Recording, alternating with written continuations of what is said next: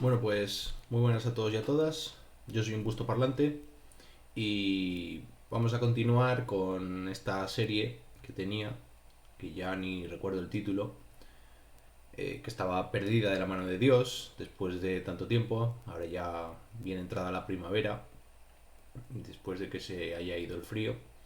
Y nada, nos habíamos quedado hablando de, qué? De las formas ideológicas que subyacen al trabajo pedagógico tradicional, ¿no?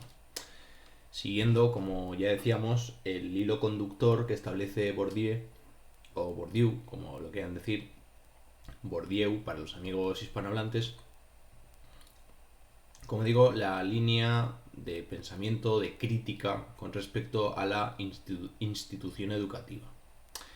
Entonces, la tarea de hoy va a ser explicar el habitus, ¿no? Y todas las involucraciones conceptuales y políticas que tiene este concepto dentro de el sistema de, bueno, el sistema, esta especie de ensayo a través de vídeo sobre la cuestión de la problemática de la didáctica, de la enseñanza, como o bajo la forma de la institución pública de la escuela o del instituto o de la universidad o de lo que fuera que sean las distintas maneras homologadas o no homologadas de educación con respecto a algo. Bien, entonces, como digo, estamos con Bourdieu en trabajando la obra de la distinción, titulada La distinción, de 1979, donde se acuña y se teoriza el término de el capital cultural. Ya explicamos la cuestión de los distintos tipos de capital, entonces vamos a centrarnos ahora en el capital cultural. El capital cultural, para Bourdieu, consistía, bueno, lo vamos a decir más adelante, pero por recopilarlo, digámoslo así, el capital cultural o informacional es ese conjunto de competencias que permite relacionarse a un individuo con el conocimiento científico, así como con el disfrute estético de todo tipo de artes y con distintas formas de la cultura, sea de tipo gastronómica, una persona que tenga un paladar muy amplio sería una persona que tiene un gran capital cultural gastronómico, una persona que entienda de muchos deportes y que sea capaz de comprender la dinámica o el metajuego de distintos deportes, pues podríamos decir que tiene un capital cultural deportivo. Una persona que tenga una gran capacidad de comprensión o de manejo dentro de el ámbito sexual, por ejemplo, pues diríamos que tiene un capital cultural sexual importante. Una capacidad de oratoria o de hablar en público, pues digamos que, pues, por ejemplo, los políticos son personas que tienen un capital cultural oratorio muy importante. Y así sucesivamente, ¿bien?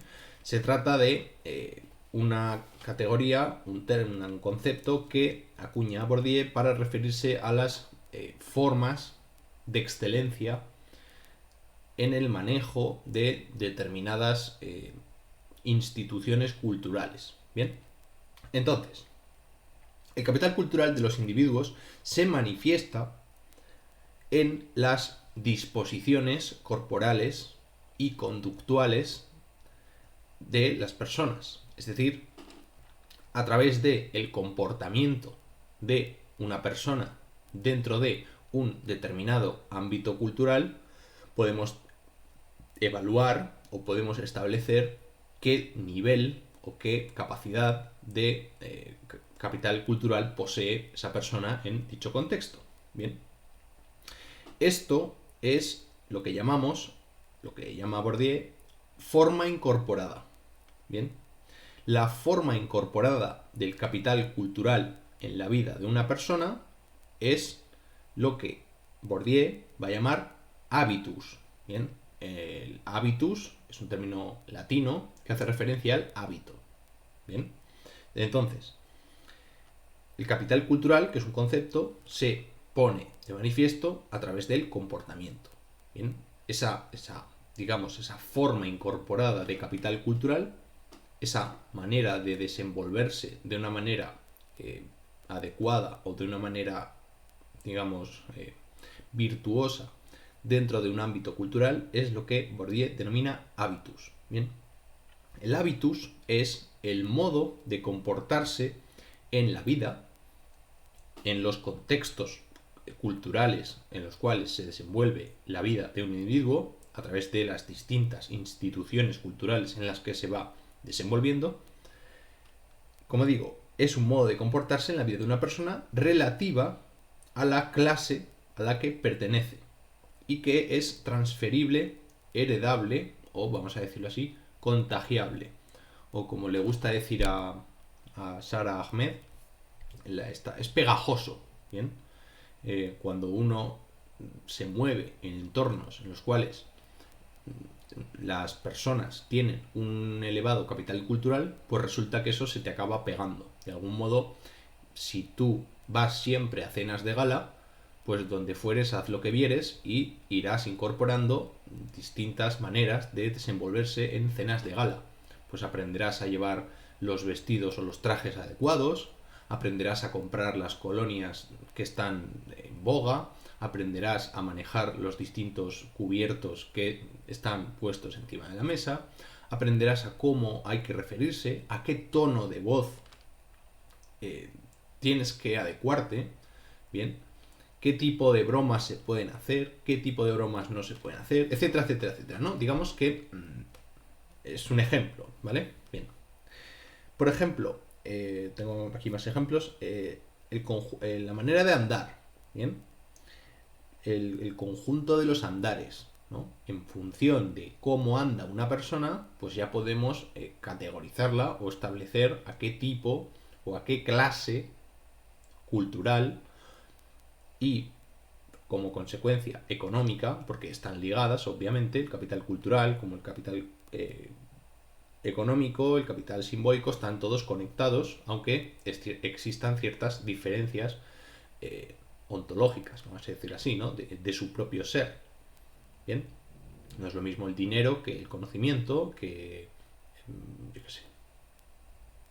No es, sin más, ¿no? No es lo mismo el dinero que el conocimiento, que no sé, el savoir-faire o el saber estar o lo que sea, ¿bien?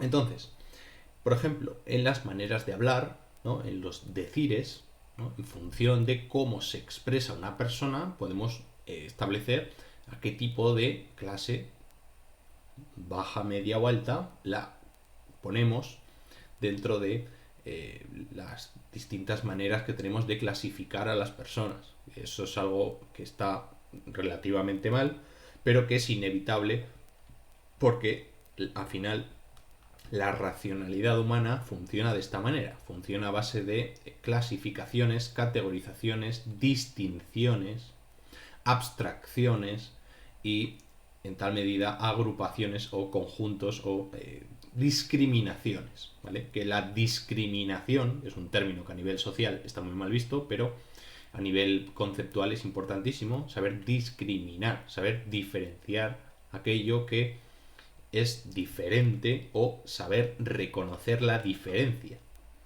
Bien, el que sabe reconocer la diferencia y sabe ponerle nombre a dicha diferencia tiene un criterio de demarcación y por lo tanto sabe discriminar cortando digamos, cortando, sí, bueno, troceando la realidad en sus distintos conjuntos eh, teóricos o conceptuales.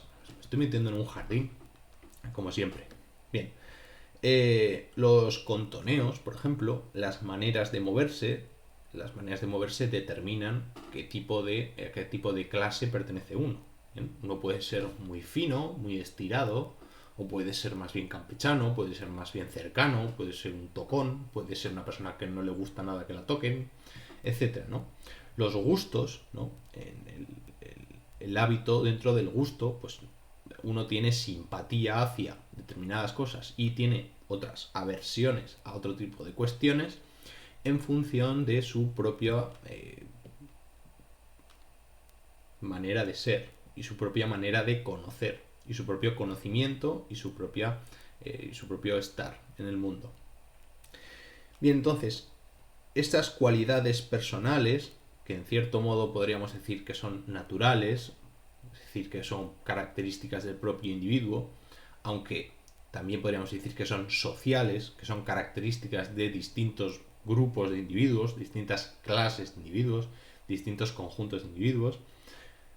También podemos decir que son inconscientes, porque en cierta medida nuestros comportamientos suceden sin tener una preparación lógica.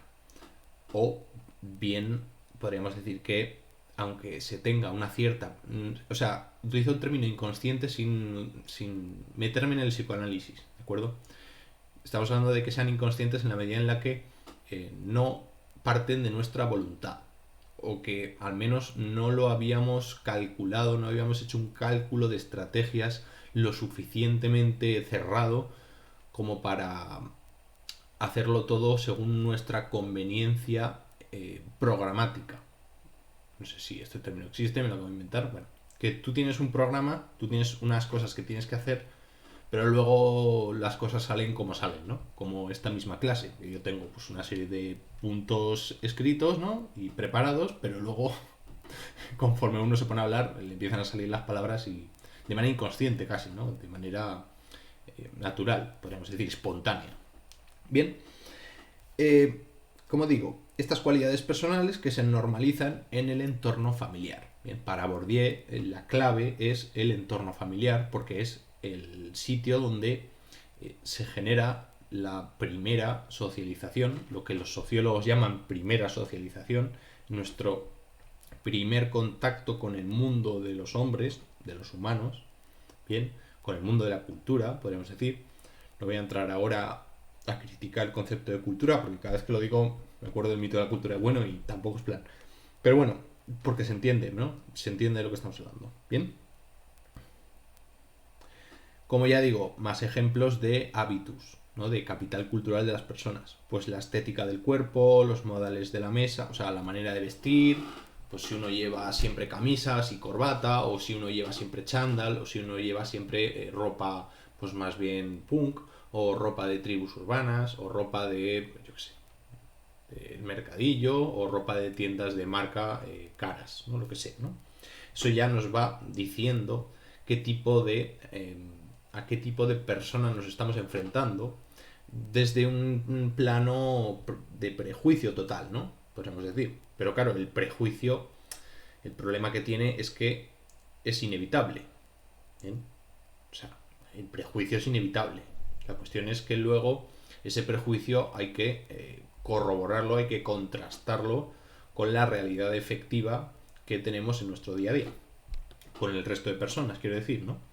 Bien, ese brillo en los ojos al mirar según qué cosas, pues a uno no se le... Uno necesita cierta sensibilidad, por ejemplo, para ser capaz de disfrutar de una puesta de sol.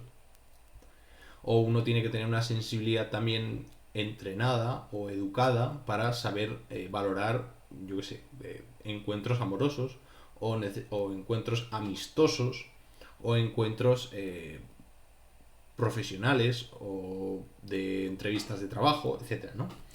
Ese modo de llevar a alguien a tu terreno, esa manera que tiene la gente de engatusarte, de seducirte, eso también se entrena, se educa y es característica en función de la clase social o la clase cultural a la que se pertenece. Este habitus, el término habitus, muestra la posición social. Bien, lo que hace es manifestar, o el habitus es una manifestación del capital que se posee y de tal manera que se confunde con él. Es decir, que es la base de todos los procesos de relación y de diferenciación social característica o propia de la estratificación social. Es decir, uno no va con con el número de su cuenta corriente en la frente. Entonces, ¿cómo podemos saber a qué estatus pertenece una persona? Pues en función de lo que nos manifiesta en la mirada, ¿no? En lo que nosotros podemos ver. Si yo veo que aparece un coche, vamos a decir, un coche negro, largo, es decir, una limusina, y que de la limusina empieza a salir señores con gafas de sol, traje y pinganillo, pues ya me puedo ir imaginando a qué clase social o qué tipo de persona es la que viaja en ese convoy. Bien. Y no necesariamente necesito saber su cuenta corriente, pero ya sé a qué clase pertenece porque soy capaz de analizar o deducir a través del capital cultural que estoy viendo a qué tipo de persona o a qué clase de persona pertenece aquella que va en ese convoy. Bien. El capital cultural, en su forma objetiva, es decir, en su manifestación a través de los objetos que son propiedad de la persona que tiene el hábitus o la forma incorporada del capital cultural, son, por ejemplo, los libros de literatura clásica. Pues en función de la cantidad de libros de clásicos que se tenga en el domicilio, por ejemplo, pues podemos establecer a qué tipo, a qué clase social se pertenece. Pues si tiene libros de filosofía, si tiene manuales de economía, si tiene libros de matemáticas, si tiene libros de ajedrez, o bien tiene libros de, yo sé, manuales de cocina, libros de novelas románticas, libros de, yo qué sé, insectos, entomología, lo que fuera, ¿no? Así como, por ejemplo, también los cuadros, ¿bien? Si se tienen cuadros originales de artistas reconocidos, cosa rara, pero muy habitual en según qué casas, en según qué chalets, o si bien se tienen reproducciones de cuadros y qué tipo de arte se tiene, si arte impresionista, arte abstracto, arte expresionista, arte gótico, arte pues, más bien primitivo, arte propio, ¿no? Si uno pinta cuadros, ¿no? Es decir, estas son formas objetivas del capital cultural. También podemos establecer como capital cultural en los objetos, por ejemplo, los discos de música, ¿no? Si se tiene música clásica, si se tiene ópera, o si se tienen más bien éxitos o grandes éxitos del siglo XX y del siglo XXI, pues qué sé yo, discos de Mike Oldfield, discos de Arvo Pärt, discos de Led Zeppelin o el último disco de Hannah Montana, me invento, ¿no? Y también otra forma de cultura, otra forma objetiva de capital cultural es lo que llamamos los títulos o los certificados administrativos de competencia académico-cultural, es decir, los títulos universitarios. Bien, si uno tiene en su habitación o en su despacho, en su casa, el título de la universidad colgado para que todo aquel que entre pueda ver lo grandioso que es, lo grandiosa que es su persona y lo que ha estudiado, pues ya nos dice qué tipo de persona estamos, ¿no? O a qué tipo de clase social pertenece esa persona. Bien, aquí la cuestión es que cuando hay inconmensurabilidades, ¿no? Cuando metemos a una persona que no pertenece a una clase social, ¿bien? Supongamos que tenemos una clase social muy elevada y se introduce a una persona de clase baja en ese mundo cultural, en ese contexto. Esto es una cosa que se ve muy bien en las películas cuando se entremezclan las vidas de distintas clases sociales. Yo estoy pensando en, por ejemplo, Plácido de Berlanga, ¿no? Estoy pensando en Match Point de Woody Allen. Estoy pensando en Princesa por sorpresa de Gary Marshall. O en literatura, los casos de, por ejemplo, las novelas ejemplares de Cervantes, ¿no? De La Gitanilla. Eso es un caso inverso, eso es un caso de una persona de clase alta que la metemos a vivir en unas clases más desfavorecidas, ¿no? Con los gitanos, ¿no? O el caso de la ilustre fregona, ¿no? Es que a Cervantes le encantaban este tipo de gestos de entrecruzamientos, de inconmensurabilidades, maldita palabra. Bien, eh, Rinconete y Cortadillo, o el mismo Quijote, ¿no? Estos encuentros que hay entre distintos tipos de personas. O incluso podríamos decir la Celestina. Bien, entonces, ¿cuál es el problema? Bien, ¿cuál es para mí el problema a la hora de entender esto aplicado al entorno educativo? Que la educación siempre se concibió, o al menos está concebida así ideológicamente, como un ascensor social. Es decir, que la educación se plantea como una manera que tienen las clases bajas de elevarse, de alcanzar esa clase media que se creó después de la segunda mitad del siglo XX e incluso llegar más arriba, bien, a través de las dinámicas del capital, de la conquista de puestos de alta formación, no sé cómo se llama exactamente, ¿no? Bueno, de alto funcionariado, de alto, en las grandes esferas o en las altas esferas de las empresas, etcétera, ¿no?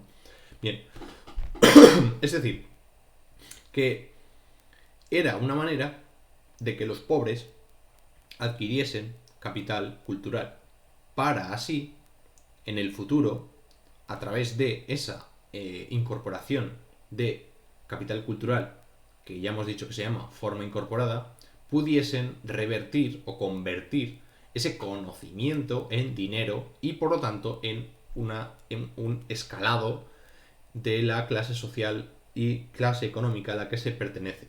Pues claro, esto es una cuestión importante, ¿no?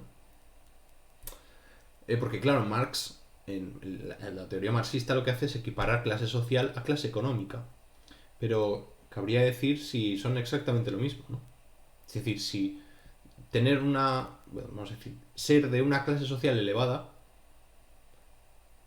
necesariamente necesita de tener un capital cultural elevado. Perdón, un capital económico elevado. En Marx, sí, ¿no? Marx sí. Pero porque la base de la sociedad se presupone que es la económica, ¿no? Que el fundamento último de la constitución y de la organización y de la categorización o clasificación de la sociedad se da a través del dinero. Pero esto es algo reduccionista, porque podríamos decir que una persona pobre o una persona humilde, si es muy virtuosa y si es, por ejemplo, si es una buena persona, vamos a decir así, ¿no? Pues para mí tiene una clase social mucho más elevada que una persona que tenga mucho dinero, pero que sea un auténtico desgraciado, miserable, cruel, sin escrúpulos, ¿no? Quiero decir, al menos para mí, bueno, esto lo dejo ahí colgando y cada uno que lo piense, ¿no? En fin. Entonces, lo que pone Bourdieu encima de la mesa es que eso es pura ideología. Bien, que la concepción de la educación como ascensor social es pura ideología. Que sería lo ideal que funcionara así, pero que de hecho funciona al revés. En vez de como ascensor social, funciona como separador social, es decir, como una manera de apuntalar y de consolidar y de expandir la brecha entre las distintas clases sociales. ¿Vale? Es decir, estamos hablando de falsa conciencia. ¿Bien? Lo que Marx llama falsa conciencia, ¿no? Que es la falta de adecuación, es decir, la no adecuación entre donde se está a nivel material, donde se vive a nivel material y lo que se piensa y donde se piensa que se está a nivel ideológico. Bien, esa diferencia, es decir, el ejemplo clásico de falsa conciencia es el obrero de derechas. Bien, una persona que es trabajadora, pero que sin embargo tiene un pensamiento ideológico de rico. Bien, piensa o tiene ideas de persona de clase social elevada, cuando en realidad su posición material es otra. Esto obviamente a día de hoy pues ya ni se contempla, porque están todos los gurús del cripto marketing diciéndote que lo que tienes que hacer es creértelo y luchar por tus sueños y tal, y tener mentalidad de tiburón y demás, para luego realmente llegar a serlo. Que, o sea, te están diciendo que tienes que tener falsa conciencia si quieres llegar a ser algo en la vida, cosa que pues también es falsa conciencia. Bueno, esto no sé si los negativos en ideología se neutralizan como matemáticas. Es decir, que una falsa conciencia da lugar a una conciencia verdadera. Obviamente no. Yo creo que no, vamos. Lo falso de lo falso es doblemente falso y se acabó. En fin, dejémonos de vericuetos. Aunque su función, es decir, aunque la función de la educación aparentemente sea disolver o hacer menos nítidas las diferencias de clase, lo cierto es que satisface las necesidades de aquellos a quienes sirve, esto es, a la clase dominante. Lo que sucede es lo contrario, que la institución escolar sirve a la clase dominante para apuntalar todavía más las diferencias sociales y de clase. En otras palabras, pese a la supuesta libertad que el sistema da a sus funcionarios, es decir, a los profesores, que nos dan libertad de cátedra, y no sé por qué me llama a mí mismo profesor cuando... En fin, ¿esto qué significa ser eso? Bueno, estamos todavía viendo a ver qué significa eso, ¿no? Porque para saber lo que es un profesor también hay que saber lo que es un alumno, y también hay que saber lo que es la educación, y también hay que saber lo que es tal, y eso es muy difícil. O sea, eso funciona a nivel diario, pero a nivel teórico, filosófico, de descubrir qué significa exactamente ser algo, eso probablemente no se sepa nunca, pero bueno, aquí estamos dándole vueltas a lo mismo, ¿no? Bien. Insisto, pese a la libertad de cátedra que da la institución a sus funcionarios, es decir, a los profesores, a la hora de dar la clase, la forma de comunicación tradicional cumple las funciones de segregación de clase. Bien. Entonces, tenemos, finalmente, que el lenguaje magistral del profesor apuntala la distinción social, y aquí estoy siguiendo a Bourdieu a pies juntillas, porque solo los alumnos procedentes de la clase dominante están en condiciones de adquirir ese conocimiento por esa vía, en la medida en que ellos pertenecen ya a una clase económica alta que tiene acceso a capital cultural elevado y que por lo tanto en su entorno familiar de socialización primario se les ha educado para hacerse con ese tipo de capital. ¿Se ve por dónde va la cosa? Porque la escuela, lo saben los sociólogos, es la forma de socialización secundaria. Bien, entonces, si uno parte de una forma de socialización primaria donde el capital cultural está ya presente y donde ya se ha incorporado un cierto hábitus, es decir, ya se ha incorporado ese capital cultural al comportamiento y al conocimiento de la persona, cuando uno llega a la escuela es más capaz de desenvolverse en el capital cultural de la forma de socialización secundaria que es la escuela.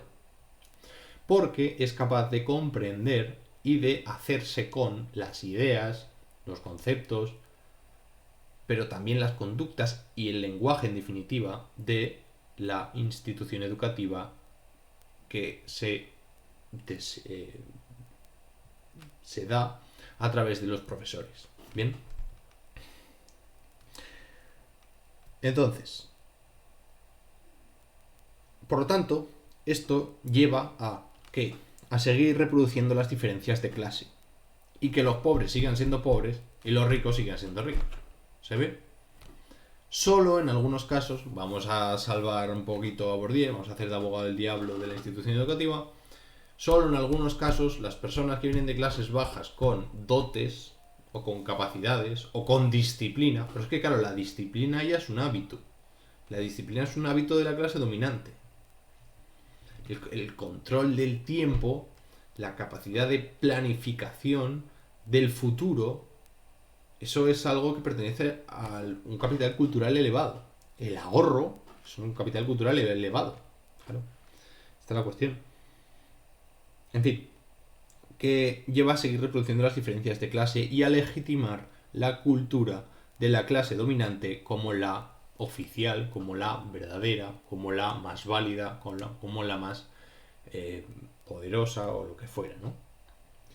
Pero ahora hay que aclarar esta última frase que hemos dicho. Este tipo de relación con la lengua y la cultura es típico de los jesuitas. El sacerdote era el mediador entre Dios, que en nuestro caso sería la cultura, o el capital cultural, por decirlo con Verdier, y la masa, ¿vale? Que aquí tendríamos a las personas de clase baja, que son la gran mayoría de la persona, ¿no? Tenemos a Dios, capital cultural, tenemos a la gran masa de población que tiene recursos escasos, porque así funciona el capitalismo, bien. Si no, viviríamos en el socialismo, donde existiría un cierto equilibrio neutral, que no digo que sea bueno ni malo, sino que simplemente estamos explicando las cosas. Entonces, el sacerdote justamente es el mediador entre Dios y la masa, ¿a través de qué? De la interpretación de las Sagradas Escrituras. ¿Bien? Ahí es donde vemos cómo el profesor, en realidad, se podría decir que es un sacerdote secularizado. Así como Dios es... ¿Qué es Dios? Dios es el poder, ¿no? Sí. Dios secularizado al final es poder. También es saber. Pero el saber es poder. También es tiempo. Claro, el tiempo son tres, ¿no? Que paso tiene tres formas el verbo. A lo que vamos. Y los fieles sería pues la población. Es decir, que la cuestión es ver las analogías que tiene la institución educativa con la institución eclesiástica. Y cómo el modelo educativo viene siguiendo la misma ¿cómo decirlo? Estructura de diferencia social entre una clase y otra. ¿Bien? La enseñanza en los seminarios o la enseñanza de las Sagradas Escrituras tenía una función social, equilibrar su relación con el campo intelectual y las diferentes clases sociales. Esto quiere decir que había dos tipos de lenguaje en la sociedad que estaban vinculados con dos clases sociales. El habla burguesa o el habla del sacerdote, que sabe interpretar las Sagradas Escrituras, que tiene un conocimiento privilegiado porque tiene un lenguaje privilegiado que es capaz de manifestar, y por otro lado el lenguaje del pueblo, que no es capaz, entre comillas, todo entre comillas, lo de no es capaz, porque sí es capaz, lo que pasa es que pues, hay que entrenar, bien, de llegar a comprender eso, bien. El habla burguesa y el habla vulgar consiste en una diferencia entre el manejo culto de la lengua frente a un manejo de estar por casa del lenguaje. No es lo mismo utilizar el lenguaje para hablar de las grandes ideas filosóficas que utilizar el lenguaje para hablar de cómo se tiene que llevar una casa para que esté en regla, por ejemplo. ¿No? Lo que quiero decir, sencillamente. O no es lo mismo utilizar la lengua para desenvolverse en el campo que para vérselas con el éxodo. Yo qué sé. Bien. Como consecuencia, trasladándonos hasta nuestra situación, podríamos decir que el éxito escolar depende del origen social, que no es determinante, como decimos, pero sí es influyente o sí que marca ciertas tendencias. En otras palabras, El dominio del lenguaje académico adquirido en los entornos de socialización primaria, es decir, en la familia, conlleva en la mayoría de los casos a un éxito educativo y a un éxito universitario y a un éxito posteriormente económico. Bien. La pregunta sería, ¿cómo se adquiere este capital cultural que tiene que ver, o está íntimamente relacionado con el capital lingüístico? Bien, pues a través de la práctica. Bien. El diálogo con interlocutores cultos que mantienen temas de conversación elevados o técnico-abstractos desde el inicio de la vida. Pero claro, la cuestión es que estos temas de conversación dependen de la clase social a la que se pertenezca. Bien. Así como el acceso a la lectura de este tipo de lenguaje académico culto o técnico abstracto, vamos a decir así. Así como la capacidad de empezar a hablar sin miedo a equivocarse de temas técnico abstractos o filosóficos elevados o científico técnicos o como lo queráis llamar, ¿no? Sencillamente. Desde el inicio. Pero claro, esto ya se hace en la escuela. Uno podría decir, no, pues que en la escuela ya desde niños, desde que tienen 3 a 6 años se van a parvulitos y tal. En fin, a saber lo que hacen allí. Pero bueno, esa continuación y bueno, hay cuestiones ahí difíciles de ver, que seguro que la gente que me escucha ya tiene en la cabeza por ahí pululando.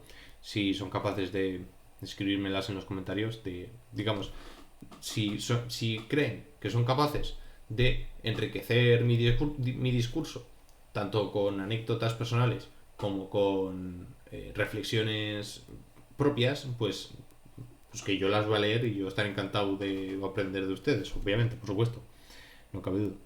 Bien, entonces, sigo, para ir terminando.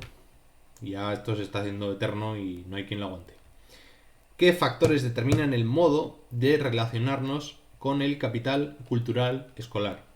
Pues bien, yo tengo aquí 3 elementos fundamentales que yo considero los 3 factores que que determinan la manera de enfrentarnos a este tipo de lenguajes. En primer lugar, el dominio práctico cotidiano del lenguaje transmitido por la educación primaria, es decir, por los entornos de socialización primaria, por la familia y por el entorno familiar. Bien, cuanto más lenguaje culto, cuanto más tiempo estemos en contacto con una forma de lenguaje culto, tanto más hábito y más capital cultural adquiriremos, o más capacidad o posibilidad de hacernos con el lenguaje académico tendremos. Bien. En segundo lugar, el dominio simbólico lectoescritural exigido por la escuela. Cuanto antes nos acostumbremos a manejar sin miedo y sin prejuicios las normas lectoescriturales, tanto mejor nos haremos con el capital cultural. Es decir, cuanto antes se lea y mejor se lea, tanto mejor, tantas más posibilidades tendremos de hacernos con el capital cultural. Y en tercer lugar, las condiciones sociales de la adquisición y el acceso al capital cultural. Cuantas más posibilidades tengamos de hacernos con distintas formas objetivas del capital cultural, es decir, cuantos más discos, cuantos más cuadros, cuantos más libros, cuantos más manuales, cuantos más partidos de fútbol podamos ir a ver, tanto más capacidad tendremos para hacernos con ese tema. Problema, pues que no está al acceso de todo el mundo. Porque sí, la biblioteca está al acceso de todo el mundo, pero ¿quién va a la biblioteca? Y luego, ¿quién tiene dinero para pagar la suscripción a determinada plataforma de pago para ver ciertas películas y no otras?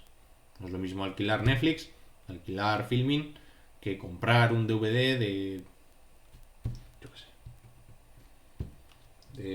Taxi Driver, ¿bien? Pero bueno, por suerte tenemos la piratería para las personas pobres para alentarnos en el futuro a comprarlo. La piratería no es algo más. Entrar a hablar ahora de la piratería. Los piratas. Sin más. Todo pirata, ¿no? Si los ricos se descargan cosas piratas y se han grabado discos toda la vida, hombre, piratas. Eso va a seguir haciendo ahora. Pues eso, que los pobres hay que buscarse la vida y la pobreza agudiza el ingenio. Bien, estos factores determinan el modo de la relación que tenemos con el capital cultural. ¿Cuáles son los signos distintivos de clase social con respecto al modo de relacionarse con el lenguaje educativo? Pues yo tengo dos tipos de relación. Una relación, es decir, a ver, ¿qué estamos diciendo? ¿No? Estamos haciendo referencia a la manera de relacionarnos con el capital cultural. Hay dos maneras, la manera de la clase dominante y la manera de la clase subordinada, vamos a decir así, ¿no? La clase alta y clase baja. La clase alta tiene una relación con el capital cultural de tipo franca, relajada, familiar, temperada y mesurada. ¿Bien? Esa es la relación que tienen con el lenguaje académico. Mientras que la relación con el lenguaje académico, con el capital cultural, en su forma educativa, de la clase baja es reverencial, tensa, imitada, enfática y ostentatoria. Bien, esto se ve muy bien, por ejemplo, en la disposición a expresar nuestros sentimientos e ideas. Cuanto más elevados está en la jerarquía social, el individuo será más capaz, tendrá más seguridad y más confianza y tendrá más posibilidades y más facilidades para expresar su propio ser y pensar su modo de vida a través de un lenguaje culto, es decir, a través de una serie de herramientas conceptuales que le permiten tener una comprensión más holgada, que es un término que no me gustó mucho, una comprensión más posibilitante de sus propios modos de vida. En resumen, o el ejemplo clave, los programas de corazón. Los programas de corazón se ve muy bien cuando hablan con un señor de clase alta y cuando hablan de una persona de clase baja. ¿Bien? Se ve perfectamente. El tipo, el modo que tienen de expresarse, de hablar de su vida, de lo que hicieron antes de ayer y de lo que harán pasado mañana. ¿Bien? Se ve perfectamente. De las estrategias que tienen a la hora de enfrentarse a los periodistas, de la manera que tienen de hablar de su embarazo o de su aborto o de su compra de niños o de su pareja o de su expareja o de la madre que la trajo. ¿Bien? Se ve muy bien, sencillamente, ¿no? Eso hay que fijarse. Precisamente, la clase alta tiene esta facilidad porque se ven amparados por esa pretensión natural a usar un decir verdadero asociado a la pertenencia de una clase privilegiada, una clase con posibilidad o capacidad de expresar esto y que se les tenga en cuenta y que sean escuchados y que les hagan casito.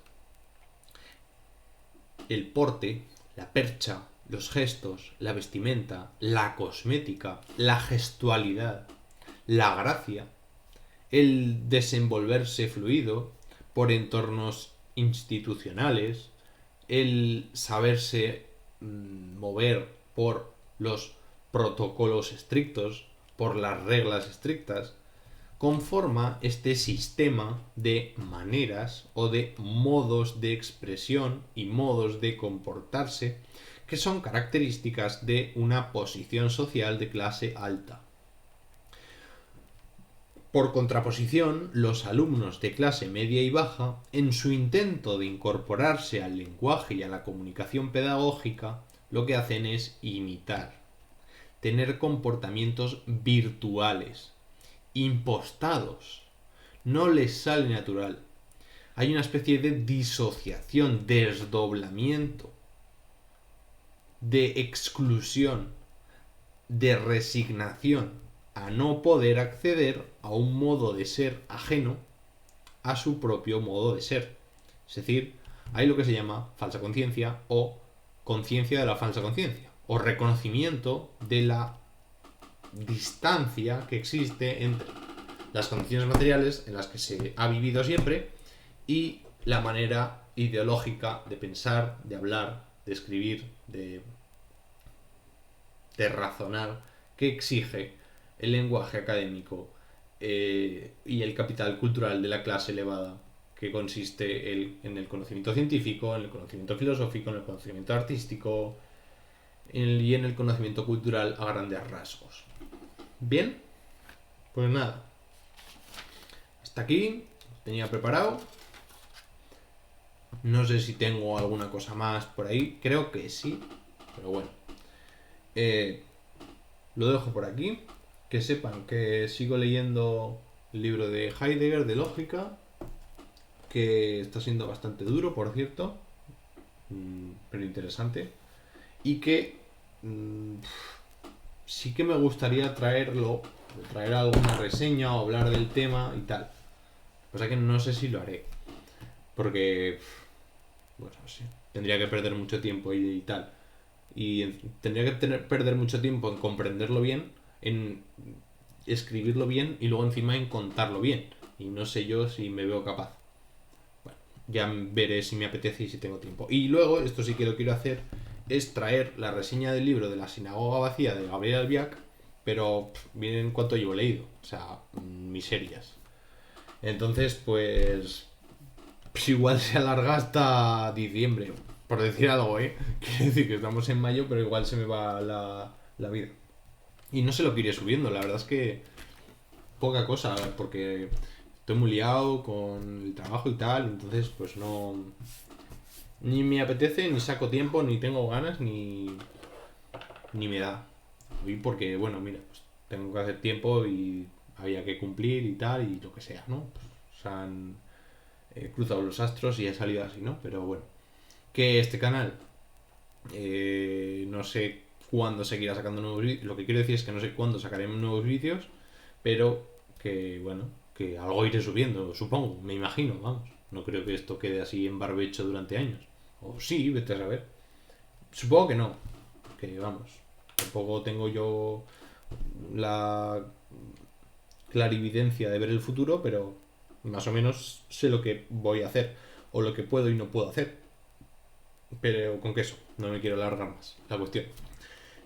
Un saludo, hasta la próxima, nos vemos y lo dicho, a más ver.